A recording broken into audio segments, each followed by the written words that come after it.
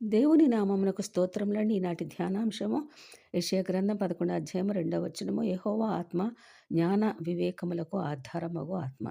అనంత జ్ఞాని అయిన దేవుడైన యెహోవా యెషయి మొద్దు నుండి చిగురు పుట్టించి దాని వేరుల నుండి అంకురము ఎదిగి ఫలించుటకు యెహోవా ఆత్మ జ్ఞాన వివేకములు గల ఆత్మను క్రీస్తునకు అనుగ్రహించి ఇతరులను క్షమించుటకును ఆలోచన బలములకు ఆధారముగు ఆత్మతో యేసుక్రీస్తును అభిషేకించి తన సొంత కుమారుడైనను తన యందు విధేయత కలిగి ఉండులాగున భయభక్తులను పుట్టించు ఆత్మనిచ్చి దేవుడైన యెహోవా ప్రేమను వెదజల్లుటకు పరిమళ వాసనగా ఈ ధరణిలోనికి పంపెను. దేవుడు యెరూషలేమునందు సొలొమోను కన్నా ముందున్న వారందరికంటే జ్ఞానము, బుద్ధి, వివేకము గల హృదయమును దేవుడు సొలొమోనునకు ఇచ్చినందులకు కృతజ్ఞతగా 3000 సామెతలు, 1005 కీర్తనలను రచించిన. 1 రాజుల గ్రంథం 4వ అధ్యాయం 32 ప్రకారము దేవుడు బుద్ధి జ్ఞాన సర్వసంపదలకు నిలయమై ఉండగా ఆ కోవెలలో తన పిల్లలనందరినీ నిలిపి జ్ఞానము గల ఆత్మను, ప్రేమను, అభివృద్ధిని ఇచ్చినాడు.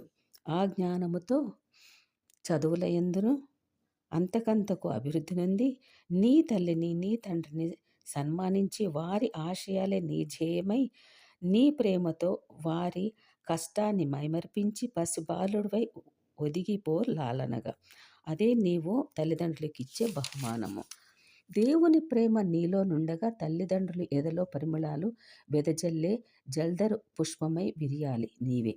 సహోదర తత్వమే ప్రేమతత్వము కాగా నీ తోటి సహోదరులను నీ కంటి రెప్పలా చూడగలిగే మంచి మనసుతో కడవరకు ప్రేమ, ఐక్యత, సమాధానముతో ఈ జగతిలో ఆదర్శ సహోదరులుగా నడవాలి, ఎదగాలి, నిలవాలి. ముఖ్యముగా ఇదే దేవుడు మనకు నేర్పిన విధి విధానము.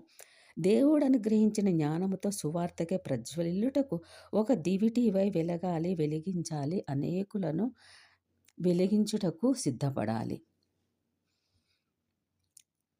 ధననిధిని దేవుడు నీకు ఇవ్వగా పేదల ఎడల కనికరము, న్యాయమును చేకూర్చుము. దేవుడిచ్చే సర్వాంగ కవచములను ధరించి నీతి అను మైమరు తొడుగుకొని పట్టుదలతో ప్రార్థన చేస్తూ దేవుని కొరకే ఒక్క అడుగు నీవు దేవునితో వేయగా 1000 అడుగులు వేసే దేవుడు నీతోనున్నాడు. నీ మది నుండి వ్యాకులము తొలగించి ఈ లోక మాలిన్యము అంటనీక నీ దేహము చెరుపు ఇచ్చలను తొలగించి దేవుడు అనుగ్రహించి యవ్వనమును సంతుష్టిగా ఉండుటకు దేవుని దృష్టి యొక్క ఇష్టము చొప్పునను వివేకము చొప్పునను ప్రవర్తించుము. మరికొద్ది విషయములు దేవుడు మనకు రేపటి దినమున నేర్పించునుగాక. ఆమేన్.